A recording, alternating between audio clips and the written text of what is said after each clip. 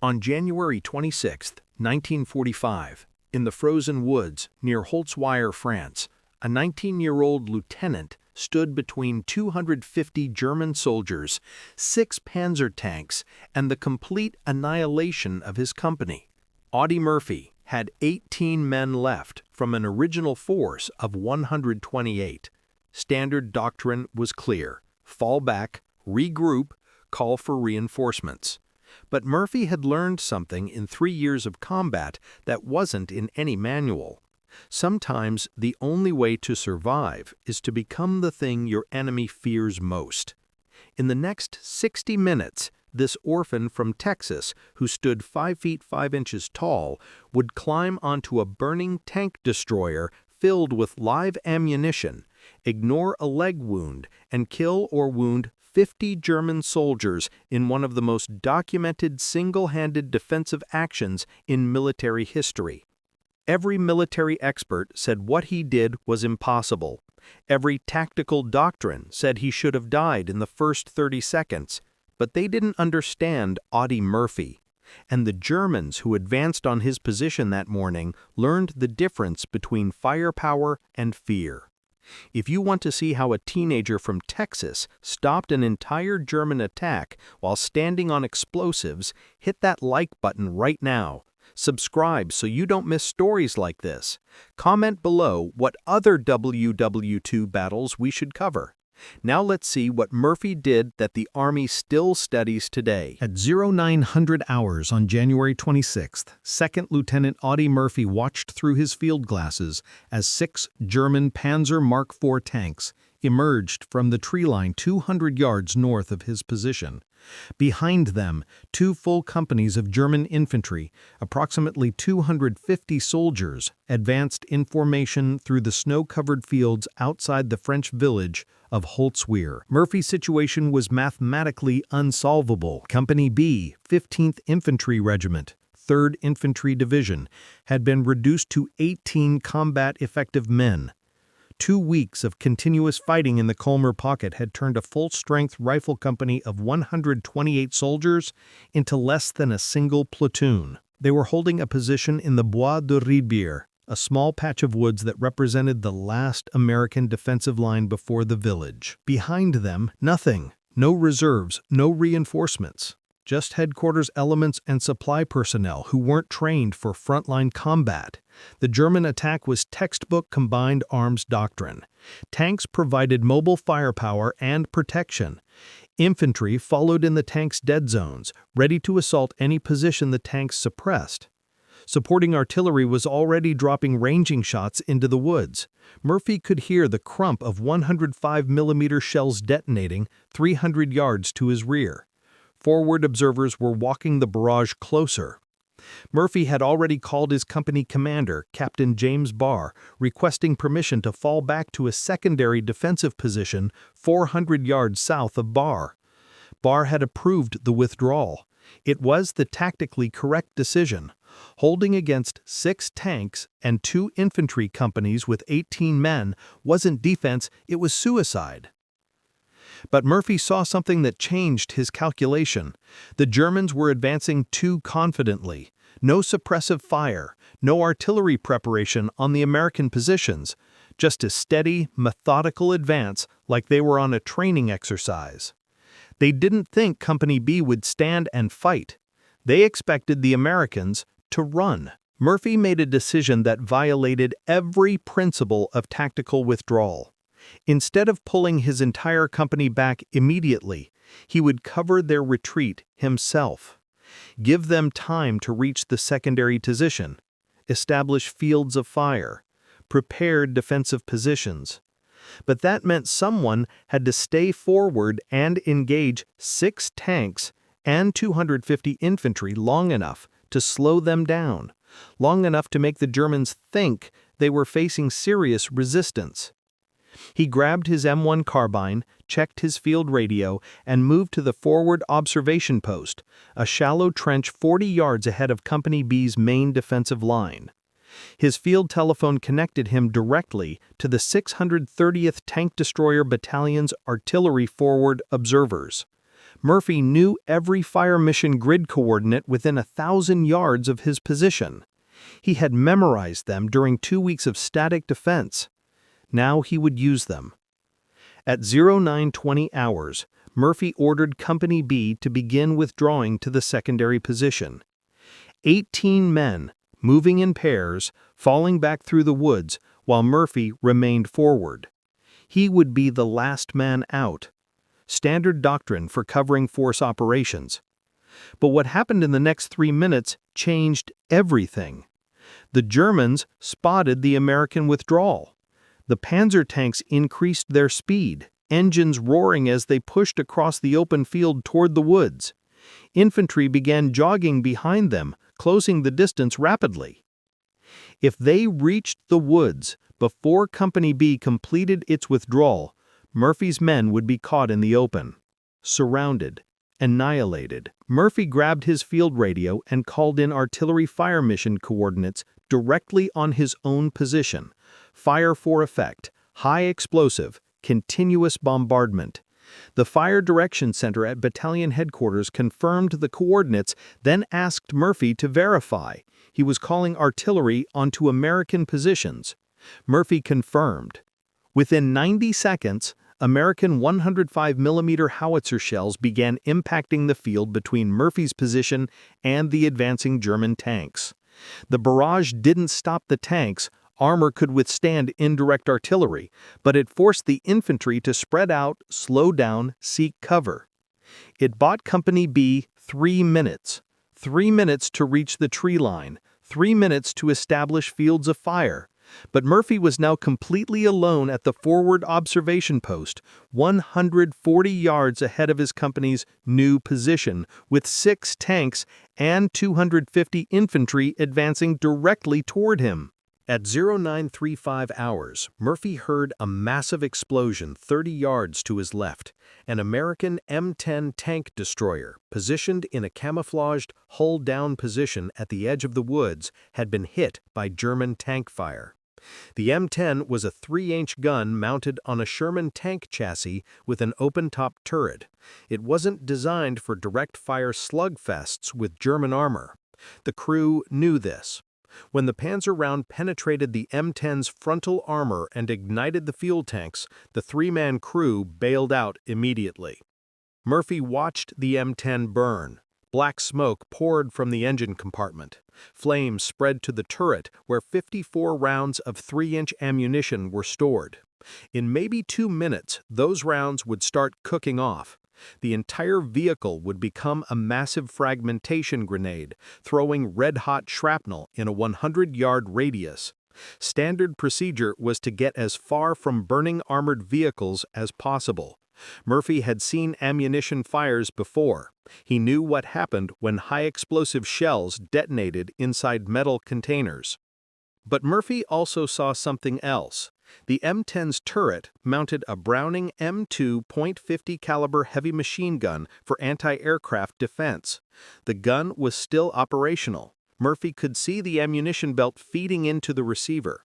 The gun's position on top of the burning tank destroyer provided an elevated firing platform with clear line of sight across the entire field where German infantry was advancing. From ground level, Murphy's M1 carbine had limited range and accuracy. From the M10's turret, the .50 caliber could engage targets at 1,000 yards. Murphy ran to the burning tank destroyer. Heat from the engine fire was already intense. The metal hull was hot enough that touching it would cause second-degree burns. Murphy climbed onto the front glacis plate, using the driver's vision port as a foothold, then pulled himself up to the turret ring. The open-top design meant he could access the .50 caliber without entering the burning crew compartment. German infantry were now 150 yards away. Murphy could see individual soldiers moving between shell craters in the field. Some were firing their Mauser rifles at his old observation post position. Others were advancing with the tanks, using the armor for cover. None of them had spotted Murphy yet. The smoke from the burning M10 provided concealment. Murphy grabbed the .50 caliber's spade grips and rotated the gun toward the nearest group of German infantry. 20 soldiers clustered behind a Panzer Mark IV, advancing in the tank's dead space, where American positions couldn't engage them without exposing themselves. Murphy aimed at the group and pressed the butterfly trigger. The Browning M2 roared to life. 50 caliber rounds cycled through the weapon at 450 rounds per minute. Each bullet weighed 1.7 ounces and traveled at 2,900 feet per second. At 150 yards, the rounds punched through the German infantry's winter uniforms like they weren't there. Murphy fired a 6-second burst, 27 rounds. When the smoke cleared, the infantry section behind the tank had disappeared. Some were dead, others were wounded. The survivors had gone prone in the snow. But now, every German soldier in the field knew where Murphy was. He was standing fully exposed on top of a burning vehicle silhouetted against the smoke and flames. The Panzer tanks traversed their 75mm main guns toward his position. German infantry shifted their fire from the woods to the M10. Mauser rounds began snapping past Murphy's head. One bullet struck the turret ring 6 inches from his left foot with a metallic clang. Murphy ignored the incoming fire and engaged the next target, a squad of German infantry advancing along the tree line, trying to flank Company B's position. He fired a burst into the group. The .50 caliber cut down 4 soldiers before the rest scattered into cover. Murphy shifted aim again. Another group near the 2nd Panzer tank. Another burst. More casualties.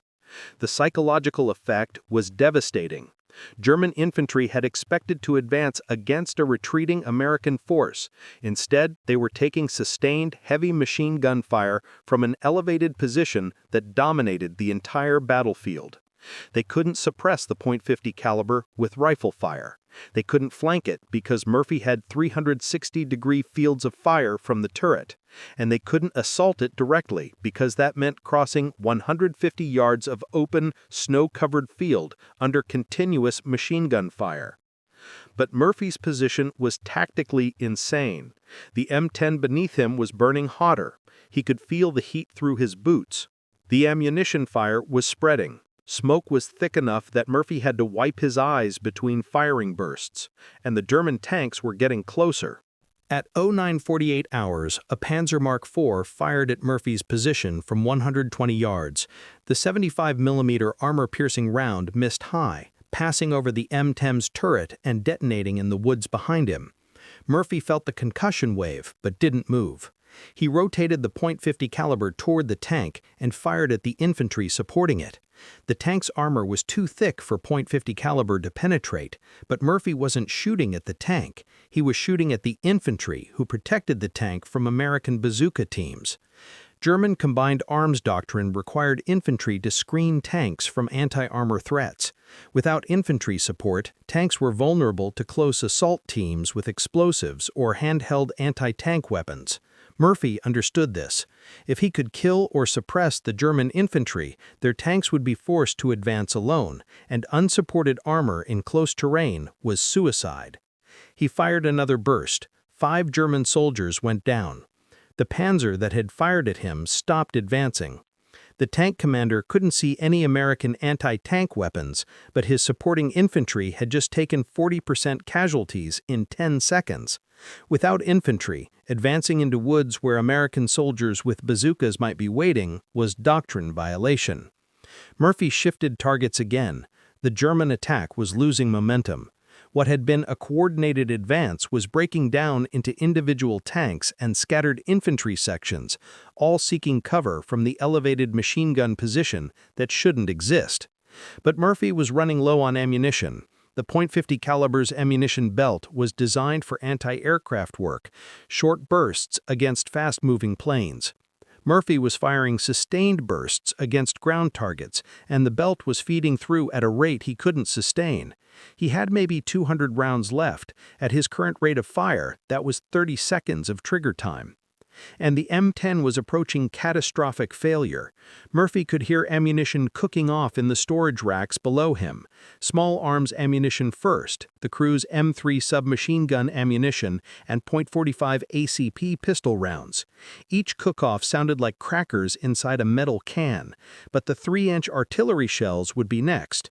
When those went off, the entire turret would be thrown 20 feet into the air. Murphy would be killed instantly by the blast if he wasn't incinerated first.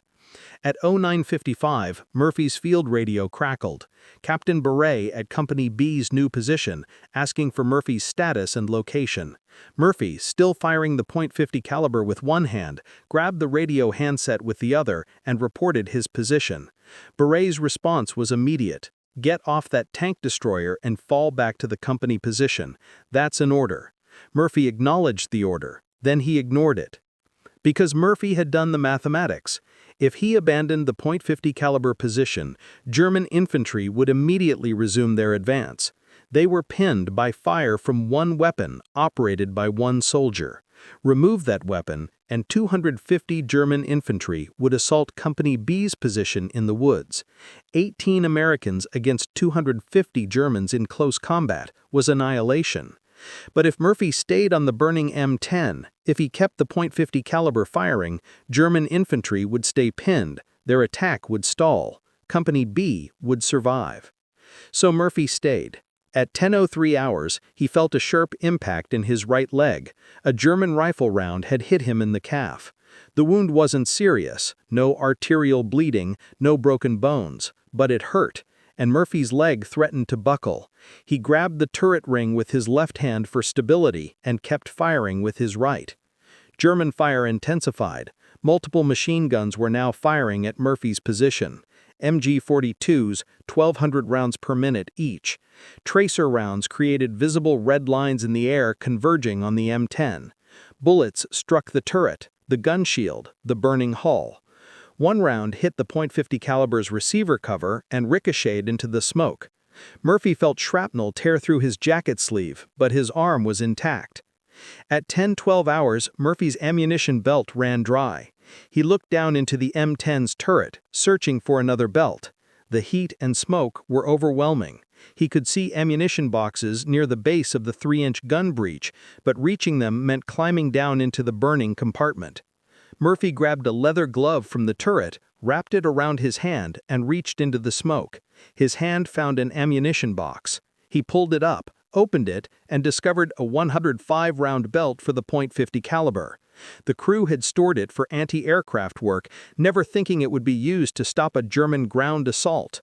Murphy loaded the fresh belt and resumed firing, but now the German tanks were moving again. Having failed to suppress Murphy with machine gun fire, they were attempting to destroy him with direct tank fire. 4 Panzer Mark IVs advanced to within 100 yards, positioning themselves to fire on the M10 from multiple angles simultaneously. If all 4 tanks fired together, at least one round would hit. Murphy called another artillery fire mission, this time even closer to his own position. He gave coordinates that placed the impact zone 75 yards from the burning M10. The Field Direction Center again asked him to confirm. Murphy confirmed.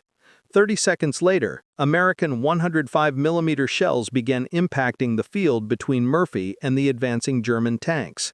The tanks stopped, unable to advance through the artillery barrage, but Murphy was now trapped between German tank fire and American artillery, standing on top of a burning vehicle filled with high explosives. At 10:28 hours, something inside the M10's hull detonated. Not the main ammunition storage. That would have killed Murphy instantly. Something smaller, maybe a fuel cell, maybe stored grenades. The explosion threw Murphy forward against the .50 caliber's gun shield. His chest slammed into the metal hard enough to knock the wind out of him. For 5 seconds, Murphy couldn't breathe. He thought his ribs were broken. German infantry, seeing him stunned, began advancing again. Murphy forced himself upright, grabbed the .50 caliber spade grips, and fired. His chest screamed with pain. Every breath felt like broken glass, but his hands still worked. The machine gun still fired. German infantry dove for cover again. The German attack was now completely stalled. For For 30 minutes, Murphy had single-handedly pinned 2 companies of infantry and stopped 6 tanks from advancing. But his position was deteriorating rapidly. The leg wound was bleeding steadily. His chest might have fractured ribs. The M10 beneath him was an inferno. Flames had spread from the engine compartment to the crew compartment. The metal deck plates were glowing red-hot in places. Murphy's boots were starting to smoke. At 10:35, Murphy heard a sound that every soldier fears: ammunition cooking off in sequence. The 3-inch artillery shells stored in the M10's ammunition racks were starting to detonate from the heat. The first explosion was muffled, somewhere inside the hull. The second was louder. The third rocked the entire tank destroyer, and Murphy felt the turret shift beneath his feet. He had maybe 60 seconds before catastrophic detonation. But German infantry was advancing again, and if Murphy abandoned his position now, they would overrun Company B before his men could establish effective defensive fire. Murphy made a decision. He would stay on the M10 until his ammunition ran out or the vehicle exploded, whichever came first. He rotated the .50 caliber toward the closest German infantry section and fired. Controlled bursts. 3 rounds, shift aim, 3 more rounds. Precision fire, not suppression. He was conserving his last 40 rounds. At 10:38, Captain Barry's voice crackled over the radio again, screaming at Murphy to get off the tank destroyer. Murphy didn't respond. He was focused on a group of German soldiers attempting to flank Company B's left side. He fired. 5 rounds. 3 Germans went down. The rest retreated. At 10:40, Murphy fired his last round. The .50 caliber's bolt locked back on an empty chamber. The ammunition belt was expended. Murphy had fired approximately 850 rounds in 65 minutes of continuous combat. He had killed or wounded at least 50 German soldiers by his estimate, probably more. He had stopped a combined arms assault by 2 companies and 6 tanks with 1 machine gun. Now he had no weapon, no ammunition, and he was standing on a vehicle that could explode at any second. Murphy grabbed his field radio and climbed down from the M10's turret. The moment his boots hit the ground, his wounded leg buckled. He went down hard into the snow. Pain shot through his calf and chest. He forced himself upright and began moving toward Company B's position 140 yards through the woods. German soldiers saw him abandon the M10. They began advancing immediately, thinking the American fire had finally been suppressed. But they advanced cautiously, expecting another trap. That caution gave Murphy the time he needed. He limped through the woods, dragging his wounded leg, using trees for support. Every step was agony. He could hear German infantry entering the woods behind him, shouting in German, advancing in squad formations. Murphy reached Company B's defensive line at 10:43. His men had established good fields of fire, dug in, positioned their remaining machine guns and BARs to cover the approaches. Murphy collapsed behind a log and grabbed a spare M1 Garand rifle. His chest wound made it difficult to breathe deeply, but he could still aim and fire. German infantry appeared 50 yards away, moving through the trees. Murphy fired. Company B opened fire simultaneously. The German advance stalled again. At 10:45, the M10 tank destroyer finally exploded. The 3-inch ammunition detonated in a massive fireball that could be heard 3 miles away. Shrapnel from the explosion shredded trees and tore through the air where Murphy had been standing 2 minutes earlier. German infantry caught near the M10 were killed or wounded by the blast. The explosion created a momentary pause in the fighting, both sides stunned by the violence of the detonation. At 10:48 hours, while German forces were still disorganized from the M10's catastrophic explosion, Murphy did something that military doctrine said was impossible. With 18 men wounded against a force that still numbered over 200 German infantry and 6 tanks, he ordered a counterattack. Every tactical manual said you don't counterattack against superior forces. You hold defensive positions and wait for reinforcements. But Murphy understood something about momentum and morale. The German attack had failed. Their infantry had taken massive casualties. Their tanks were stalled by artillery fire. Their commanders were confused about how a single American machine gun had stopped a 2-company assault. German soldiers were psychologically shattered. Murphy stood up, ignoring his leg wound and chest injury, and shouted for Company B to fix bayonets and prepare to advance. 18 men looked at their 19-year-old lieutenant like he was insane. They were outnumbered at least 12-1. They had minimal ammunition. Half of them were wounded to some degree. But Murphy wasn't asking them to fight. He was commanding them to attack. At 10:50, Murphy led Company B forward through the woods toward the German positions.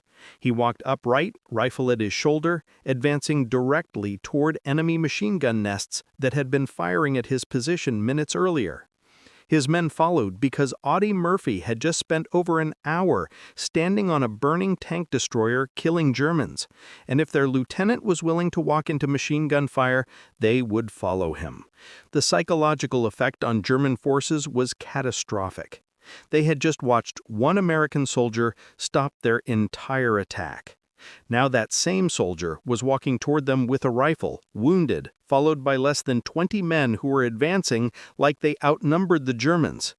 German infantry began withdrawing, not retreating in panic, but conducting tactical withdrawals to secondary positions, breaking contact, falling back. Murphy and Company B advanced 200 yards through the woods. They encountered scattered German infantry but no organized resistance. The enemy had broken. At 11:05, Murphy halted the advance and ordered Company B to establish a new defensive line. German tanks were still operational, and Murphy's men had no anti-tank weapons beyond a single bazooka with 3 rounds. But the German attack was over. The Panzer tanks withdrew 400 yards and stopped. German infantry consolidated in the tree lines but made no further attempts to advance. The battle for Holtzwihr was tactically a stalemate, but strategically an American victory. Company B had held their position. The German breakthrough attempt had failed, and one 19-year-old lieutenant from Texas had stopped it. At 11:30, medics reached Murphy's position and treated his leg wound. The bullet had passed through his calf muscle without hitting bone or major blood vessels. Painful, but not permanently damaging. His chest injuries were diagnosed as severe bruising and possible fractured ribs from the explosion that had thrown him against the gun shield. Again, painful but not life-threatening. Medics tried to evacuate him to an aid station. Murphy refused. He remained with Company B for the rest of the day, expecting a German counterattack that never came.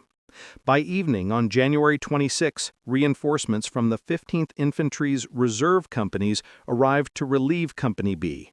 Murphy finally consented to evacuation to a field hospital, where doctors treated his wounds and ordered him to remain hospitalized for at least 1 week. Murphy spent 3 days in the hospital, then returned to Company B against medical advice.